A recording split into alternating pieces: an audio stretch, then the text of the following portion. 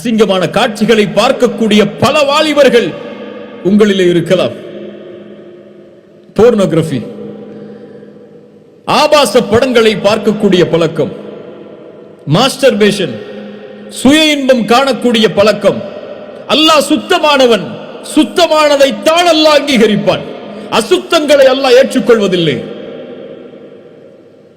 இப்படி அசுத்தமான, ஆபாசமான, அசிங்கமான காரியங்களை எப்படி அல்லாஹ் பார்க்கிறான் என்று அறிந்தவன் தனிமையில் செய்வான். ஒரு கேள்வியை கேட்கிறேன். அறைகளிலே உட்கார்ந்து ஒரு மனிதன் ஆபாச படங்களை ஒரு வாலிபன் பார்த்துக் கொண்டிருக்கிறான், அல்லது கழிவறையிலே உட்கார்ந்து ஒரு தவறான செயலை செய்து கொண்டிருக்கிறான். அந்த அறைக்கு வெளியே அவருடைய தாயோ அல்லது அந்த வீட்டில் உள்ளவர்களோ ஒரு மனிதன் நடந்து வரக்கூடிய சப்தம் கேட்கிறது. அந்த மனிதனின் காலடி சப்தத்தை கேட்கிறான். அந்த அறையில் உட்கார்ந்து ஜன்னல்களை அடைத்து கதவுகளை அடைத்து யாரும் என்னை பார்க்கவில்லை என்று எண்ணி அசிங்கங்களை பார்த்து கொண்டிருக்கக்கூடிய இந்த மனிதன் வெளியில் நடந்து வரக்கூடிய ஒரு சப்தம் கேட்டால் என்ன செய்வான்? ஐயோ யாரோ வருகிறார்கள் என்று அதை அணைத்துக் கொள்வான். அப்படியா இல்லையா? அதை மூடி விடுவான், அதை மறைத்துக் கொள்வான். பார்ப்பது என்னவென்று அவர் பார்த்துவிடக் கூடாது என்பதற்காக. யா அஹி, யா உக்தி, இந்த செயலை செய்யக்கூடியவர்களே, என் சகோதர சகோதரிகளே, அல்லாஹ் உங்களை பார்க்கவில்லையா? அந்த நேரத்தில் அல்லாஹ் உங்களை கண்காணிக்கவில்லையா? அந்த நேரத்தில் நீங்கள் கேட்கக்கூடிய அந்த அசிங்கங்களை அல்லாஹ் ரப்புல் ஆலமீன் அறியாமலா இருக்கிறான்? அல்லாஹ்வுடைய பார்வையின் மகத்துவம் தெரியுமா எமக்கு? அலம் யஅலம், அல்லாஹ் சொல்கிறான், قال تعالى அலம் யஅலம் அன்னல்லாஹ யரா. மனிதனை நீ அறியவில்லையா?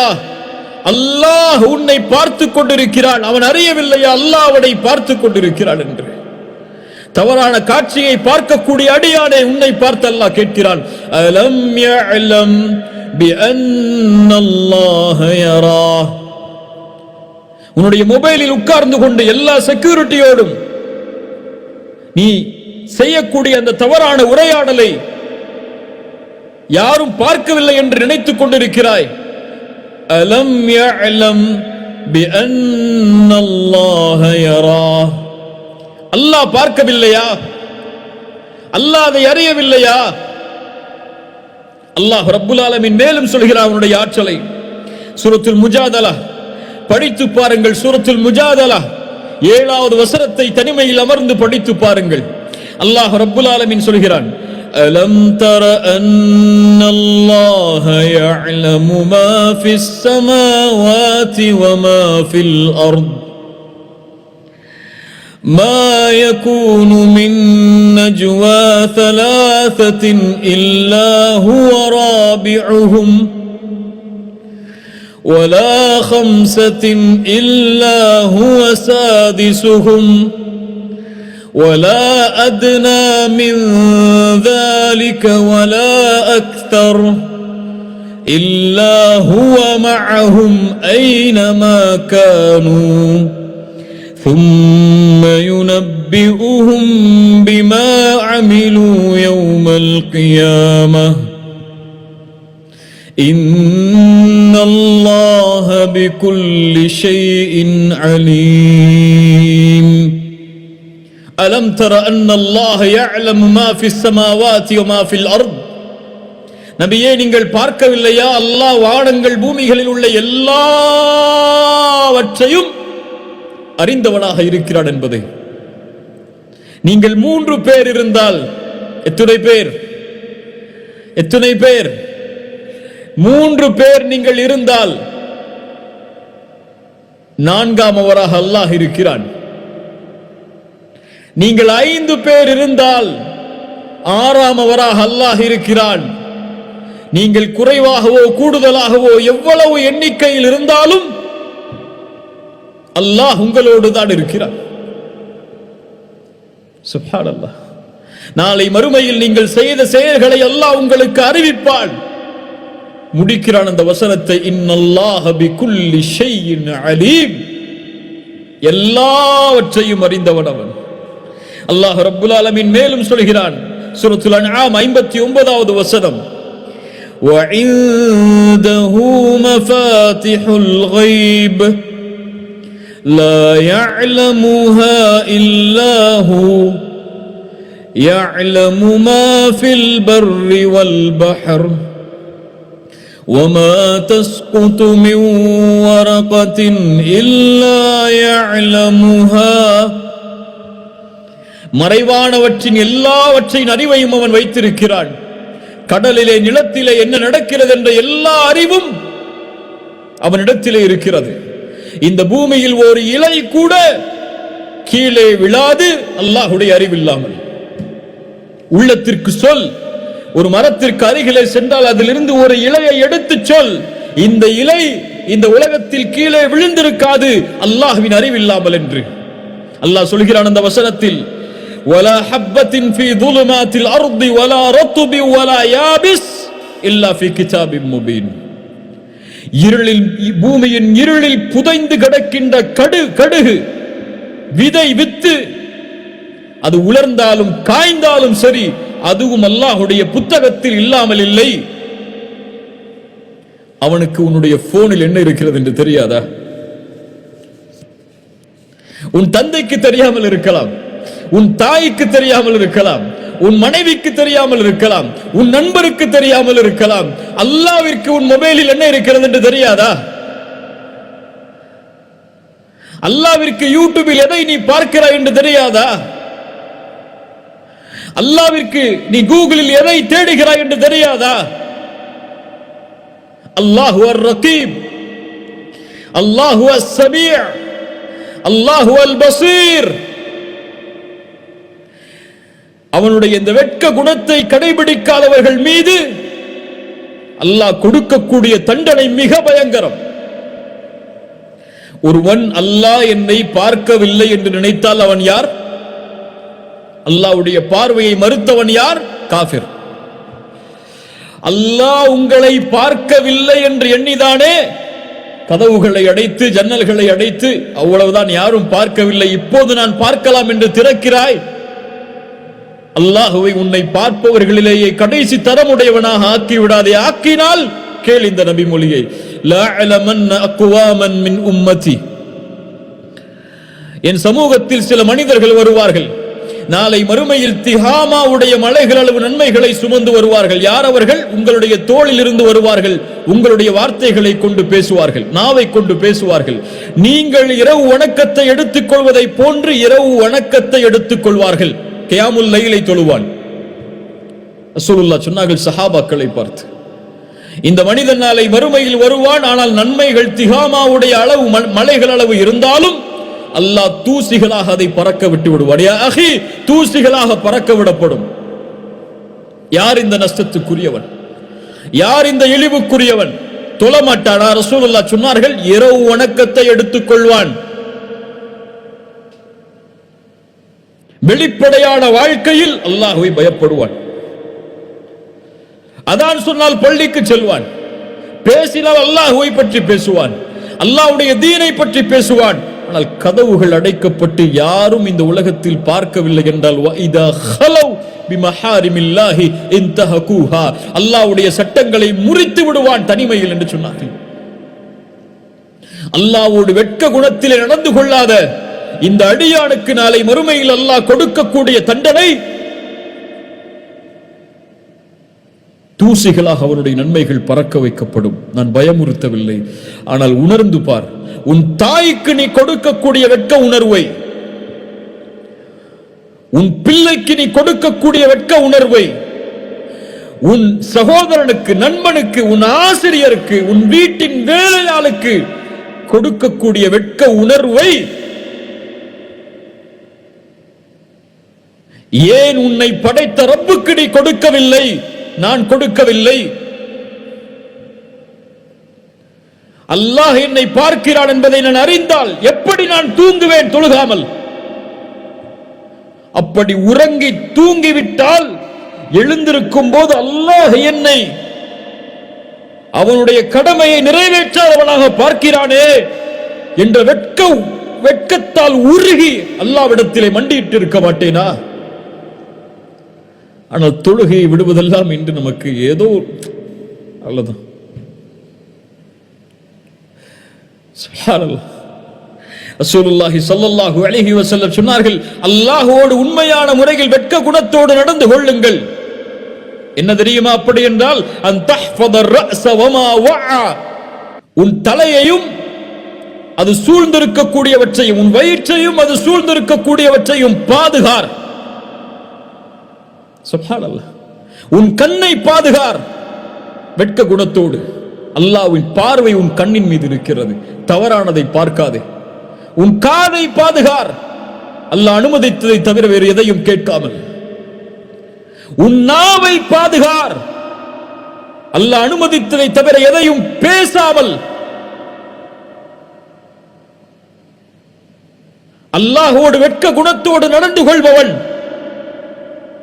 எப்படி பிறருடைய மானத்தை பற்றி பேசுவான், எப்படி பிறருடைய குறைகளை பற்றி பேசுவான். தன் குறையால் வெட்கி கூடியிருக்க மாட்டான் அவன், தன்னை பார்த்து அழுதிருக்க மாட்டான் அவன். ஃபலா துஸக்கு அன்ஃபுஸக்கும், உங்களை நீங்களே பரிசுத்தப்படுத்திக் கொள்ளாதீர்கள்.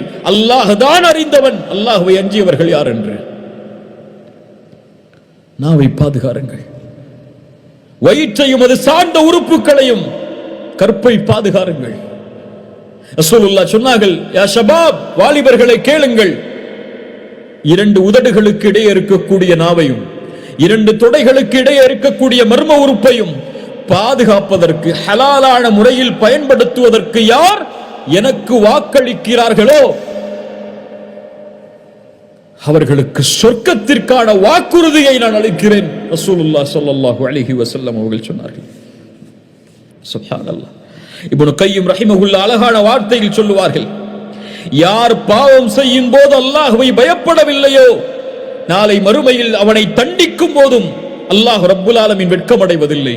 பாவம் செய்யும் போது யார் வெட்கத்தை அல்லாஹ்வோடு கடைபிடிக்கவில்லையோ அவரை தண்டிக்கும் போது நாளை மறுமையில் அல்லாஹ் வெட்கத்தை கடைபிடிப்பதில்லை.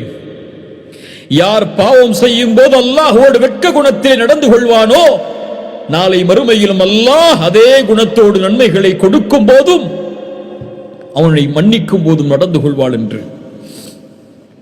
வாருங்கள், சில வரலாறுகளை படிப்போம். அவர்களிடத்தில் இருந்த இந்த குணம் எமக்கு பாடம், எனக்கு பாடம், உங்களுக்கு பாடம். சூரா யூசுப் 23வது வசனம். யாரை குறித்து பேசுகிறது இந்த வசனம்? யாரை குறித்து சூரா யூசுப் பேசும்? யூசுப் அலைஹிஸ்ஸலாமை குறித்து. அல்லாஹ் சொல்கிறான், وراودته التي هو في بيتها عن نفسه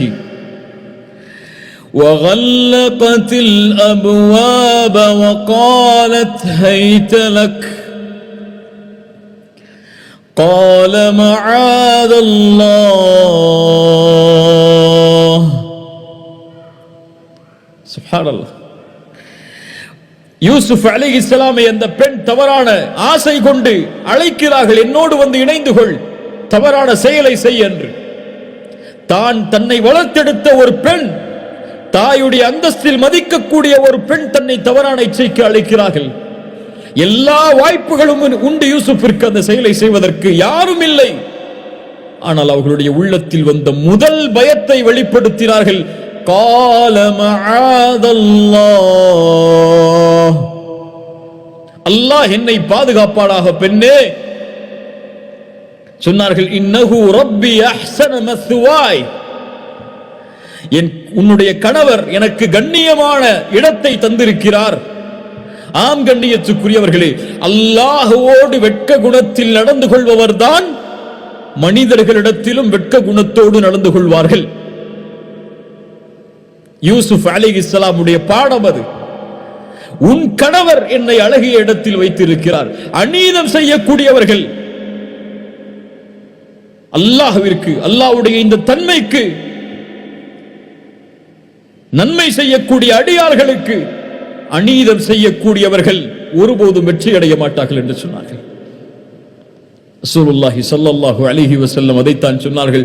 அழகுள்ள குடும்பம் உள்ள ஒரு பெண் தன்னை தவறான இச்சைக்கு அழைக்கும் போது எந்த ஒரு வாலிபன், எந்த ஒரு மனிதன் சொல்லுவான், இன்னி அகாஃபுல்லாஹ், அல்லாஹ்வை நான் பயப்படுகிறேன் என்று. அல்லாஹ் என்னை பார்க்கிறான், ஒருபோதும் அந்த செயலை நான் செய்ய முடியாது என்று யார் சொல்லுவாரோ இவருக்கு நாளை மறுமையில் அல்லாஹ் அர்ஷுடைய நிழலை அளிப்பான் என்று சொன்னார்கள். இன்னொரு நிகழ்வை கவனியுங்கள். ரசூலுல்லாஹி ஸல்லல்லாஹு அலைஹி வஸல்லம் மஸ்ஜிதில் அமர்ந்திருக்கிறார்கள். ரசூலுடைய மஸ்ஜித், சஹாபாக்கள் சூழ, பெரும் சஹாபாக்கள் சூழ அந்த சபை சூழப்பட்டிருக்கிறது. அபூபக்கர் இருக்கிறார், உமர் இருக்கிறார் ரலியல்லாஹு அன்ஹுமா, மூத்த நபி தோழர்கள். யா அல்லாஹ், இந்த சபையை நாளை மறுமையில் அல்லாஹ் நமக்கு தருவானாக அதில் அமர்வதற்கு. சஹாபாக்கள் சூழ அல்லாஹுடைய தூதர் பறவைகள் தலையில் உட்கார்ந்திருப்பதை போல் ரசூலுடைய பாடத்தை கேட்டுக் கொண்டிருக்கக்கூடிய சபை.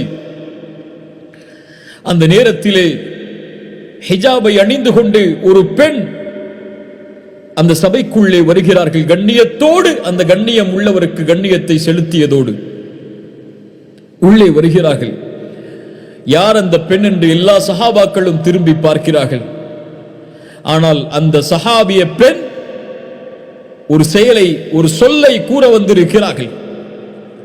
அதை கூறுவதற்கு அங்கு இருக்கக்கூடிய சஹாபாக்களை அவர் பயப்படவில்லை.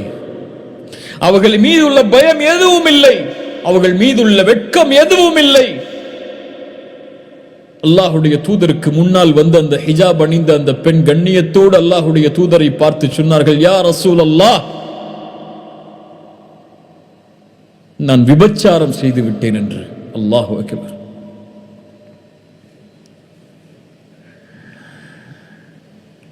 ரசூலுல்லாஹி ஸல்லல்லாஹு அலைஹி வஸல்லம் வெட்க குணத்தை கடைபிடிக்க கூடியவர்கள். அந்த பெண் இந்த வார்த்தையை சொன்னவுடன் தன்னுடைய முகத்தை திருப்பிக் கொள்கிறார்கள். நான் எதையும் செவிமடுக்கவில்லை என்பதை போல். ஆம், அந்த பெண் தான் செய்த செயலை சொல்கிறார்கள். அந்த பெண் அறிவாள். அந்த செயலுக்குரிய தண்டனை அல்லாஹுடைய தீனில் தான் கொலை செய்யப்படுவேன் என்று, ஆம், தான் கொலை செய்யப்பட வேண்டும் என்று ஒரு பெண் நபித்தோழர்களுக்கு முன்னால், அல்லாஹுடைய தூதருக்கு முன்னால் வந்து நிற்கிறார்கள். ரசூலுல்லாஹ் அதை செவிமடுக்காததை போல் அமர்ந்தவுடன் அந்த பெண் சொன்னார்கள், யா ரசூலல்லாஹ், மாஇஸை நீங்கள் துரத்தியது போல் என்னையும் விரட்டி விடலாம் இப்படி சொன்னவுடன் என்று நினைத்து விடாதீர்கள். நான் சாட்சியோடு வந்திருக்கிறேன், நான் கருவுற்றிருக்கிறேன். அல்லாஹ்வுடைய தூதரே, வயிற்றில் குழந்தை இருக்கிறது அந்த விபச்சாரத்தின் மூலமாக. அந்த அருளின் நபி கால்நடைகளின் மீது இரக்கம் காட்டக்கூடியவர். மனிதர்கள், முஸ்லிம்கள் மீது, ஏன் காபிர்கள் கூட இரக்கம் காட்டக்கூடியவர். இப்படி ஒரு பெண்ணை பார்த்தால் எப்படி இரக்கம் காட்டாமல் இருப்பார்கள்? சொன்னார்கள், குழந்தையை பெற்றெடுத்ததற்கு பிறகு வா. ஆம், 9 மாதங்கள் கழிகிறது. குழந்தையை பெற்றெடுத்த அடுத்த நாள் முன்னால் வந்தார்கள், யா ரசூலல்லாஹ், குழந்தையை பெற்றெடுத்து விட்டேன், தண்டனையை கொடுங்கள் என்று. ரசூலுல்லாஹ் சொன்னார்கள், அந்த அருளின் நபி, குழந்தைக்கு யார் அம்மா பால் கொடுப்பார்கள்? பால் குடி மறக்கடித்ததற்கு பிறகு வா. 2 ஆண்டுகள் பால் குடித்ததற்கு பிறகு அந்த குழந்தை உணவை தின்கிறது, உணவை சாப்பிடுகிறது என்பதற்கு அடையாளமாக ரொட்டி துண்டை கையில் ஏந்தி அந்த பெண் அல்லாஹுடைய தூதருக்கு முன்னால் வந்து நிற்கிறார்கள். வெட்கி தலைகுனிவோம் இந்த பெண்ணுடைய தக்குவாவிற்கு முன்னால். வெட்கி தலைகுனிவோம் அல்லாஹ்விற்கு முன்னால், இந்த பெண்ணுடைய அச்சத்திற்கு முன்னால். 9 மாதங்கள் கழிகிறது, 2 ஆண்டுகள் ஓடுகிறது. அந்த பெண்ணுடைய ஈமானில் எந்த தடுமாற்றமும் இல்லை. யாரும் அந்த பெண்ணுக்கு சாட்சி சொல்லவில்லை தண்டனையை கொடுப்பதற்கு. விரும்பினால் மறைத்து அல்லாஹ்விடத்திலே தௌபா கேட்டிருக்கலாம். அந்த பெண்ணுடைய உள்ளத்தை ஆட்டிய அச்சம். யாரும் இந்த குற்றத்தை பார்க்கவில்லை என்றாலும் என் ரப்பின் பார்வைக்கு முன்னால் இப்படி ஒரு அசிங்கத்தை செய்துவிட்டேன், இந்த வெட்கம் என்னை வாழ விடாது, இதற்குரிய தண்டனையை பெற்று நாளை மறுமையில் என் ரப்புக்கு முன்னால் நிற்கும் போது சுத்தமான பெண்ணாக நிற்க வேண்டும் என்ற பயம். ரசூலுல்லாஹ் தண்டனையை கொடுக்கிறார்கள். உமர் அவர்கள் ரசூலுல்லாஹ் அந்த பெண்ணுக்கு தொழுகை நடத்தும் போது தடுத்தார்கள். உபச்சாரம் செய்த பெண், அல்லாஹ்வுடைய தூதரே, உமரே, அந்த பெண் செய்த பாவ மன்னிப்பை மதீனாவில் இருக்கக்கூடிய 70 பேருக்கு பங்கு வைத்தாலும் நிரம்பிவிடும் உமரே என்று சொன்னார். யோசித்து பாருங்கள் கண்ணியத்துக்குரியவர்களே. சுப்ஹானல்லாஹ். அல்லாஹ் அதைத்தான் சொல்கிறான் குர்ஆனில், சூரா ஆல் இம்ரானுடைய 135வது வசனம், வல்லதீன இதா ஃபஅலு ஃபாஹிஷா أو ظلموا أنفسهم ذكروا الله. சொர்க்கவாதிகளின் பண்பை பற்றி சொல்கிறான். மானக்கேடான விஷயங்களை செய்வார்கள், தங்களுக்கு தாங்களே அநீதம் இழைப்பார்கள். ஆம், ஒரு கால் செய்து விடலாம், மனிதர்கள் தான் எல்லோரும். செய்தால் செய்து முடித்ததற்கு பிறகு அவர்களுடைய உள்ளத்தை தடுக்கக்கூடியது யாரும் பார்த்து விட்டார்களா என்ற பயம் அல்ல, ذكرullah, அல்லாஹ்வின் நினைவு.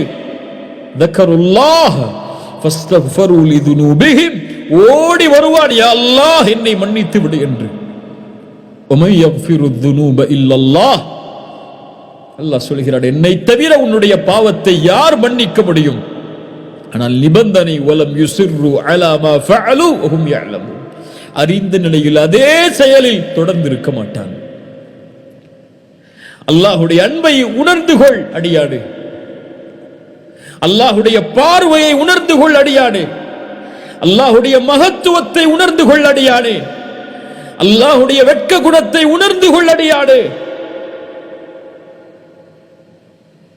நிறுத்துங்கள் பாவங்களை, தொடராதே. உன்னை அசிங்கமான செயலை செய்வதற்கு எது தூண்டுகிறது? தூக்கி எறியதை. உன் மொபைல் போனா நிறுத்திக் கொள்ளதை, உன் அறையா திறந்து வை கதவை, உன் நண்பர்களா துண்டித்து விடு அந்த உறவை, நீ பார்க்கக்கூடிய சோசியல் மீடியாக்களா நிறுத்திக்கொள்.